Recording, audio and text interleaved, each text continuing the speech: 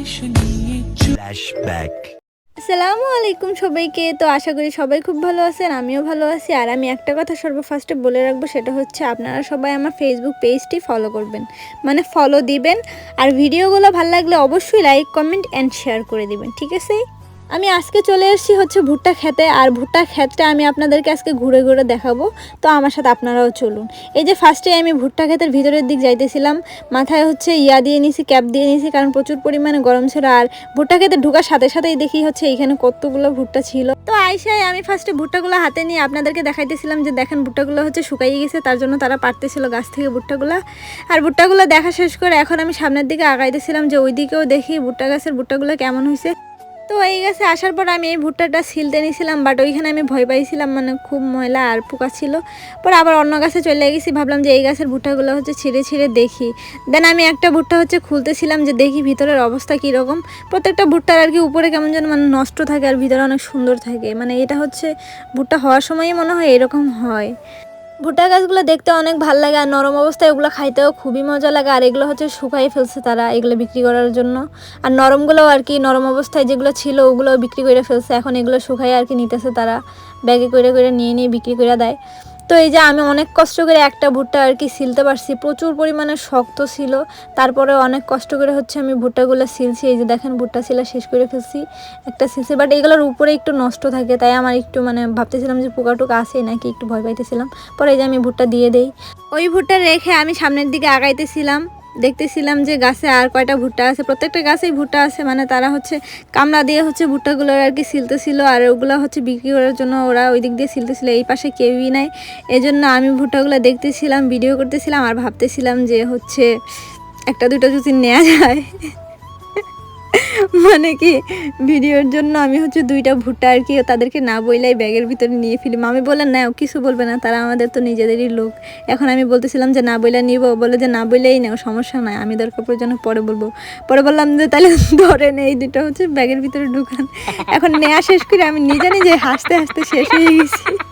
আমার আবার আপনারা কেউ চুর বললেন না, কারণ হইতেছে কি আমি কিন্তু ক্যামেরার সামনে ওপেনে কিন্তু নিছি, আপনারা কিন্তু সাক্ষী আছেন, ঠিক আছে? চুরেরা কখনো ওপেনে নেয় না, তারা হচ্ছে পলাই আনে। আমি কিন্তু পলাই নেই, আমি কিন্তু এইখানে যে পাবলিক প্লেসে নিছি। আপনারা কিন্তু অবশ্যই দেখছেন ভিডিওটা যে আমি আপনাদেরকে দেখাইয়া তারপরে নিছি।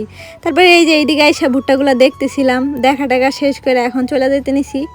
ভুট্টা নেওয়ার পরে এখন আর কি করব, কাজ কাম শেষ, আসল কাজে আসছিলাম সেই কাজ শেষ। তারপরে এই যে আমি চইলা যাইতেছিলাম, আমার অনেক হাসি পাইতেছিল। গাইজ বিশ্বাস করো আমি কিন্তু তোমাদের জন্য আর কি নিছি, নাহলে কিন্তু আমি নিতাম না। আমি খালি ভিডিওটা সুন্দর হওয়ার জন্য চুরি করছি, চুরি করে নাই কিছু, চুরি আমি পাবলিক প্লেসে নিছি, আপনাদেরকে দেখাই নিছি। তারপরে এই যে ঢং করতে করতে রাস্তা দিয়ে হাঁটতেছিলাম, হাঁটতে হাঁটতে ভাবলাম যে একটা জায়গায় যাওয়া যাক। যাওয়ার সময় এই যে হাঁস পরে, হাঁসলে একটু দৌড়ানে দিলাম। তারপরে যে রাস্তার সামনে আবার হচ্ছে ধান পরে, ভাবলাম তাইলে যার ধান তারে একটু মানে একটু লাড়াছাড়া, সরি তারে একটু লাড়াছাড়া না, মানে ধানগুলার একটু লাড়াছাড়া দিয়া থুয়ে যাই, চিনি ছাড়া লাড়া।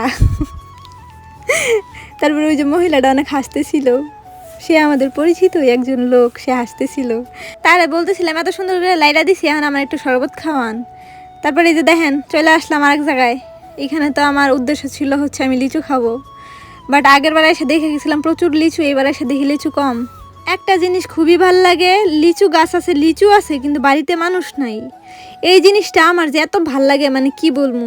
এই বাড়ির মহিলাগুলো হচ্ছে থাকে হচ্ছে বিদেশে, হ্যাঁ, তো সেই হিসেবে তাদের গাছের লিচু সবাই খায়, মানে মানুষরা সবাই খায়া খায়া শেষ করে, আমি খাইলে তো দোষ নেই, তাই না?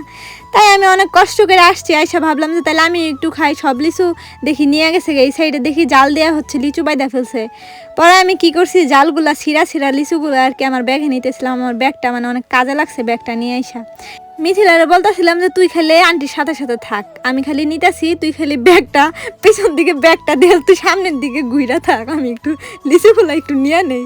ও লিচু নিতেছে, আমি কই এইভাবে নিলে তো না, ছিঁড়বি, ছিঁড়া ছিঁড়া খালি লিচুটা নিয়ে, মানে জালটা ছিঁড়া ছিঁড়া খালি লিচুটা নেই। এদিক দিয়ে আমি লিচুর খুশা হচ্ছে ছিলতেছিলাম, আরেক দিক দিয়ে লিচু খুঁজতেছিলাম। মামির কই মামি আমি তো চোখেও দেখতেছি না লিচু কই।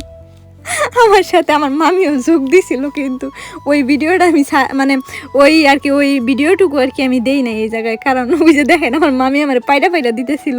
এরকম ফ্রি মাইন্ডের মামি কার কার আছে অবশ্যই কমেন্টে জানাবেন। মানে মামি আমার সাথে এতটাই ফ্রি, সেও আমাকে হেল্প করতেছিল লিচু পাড়াতে।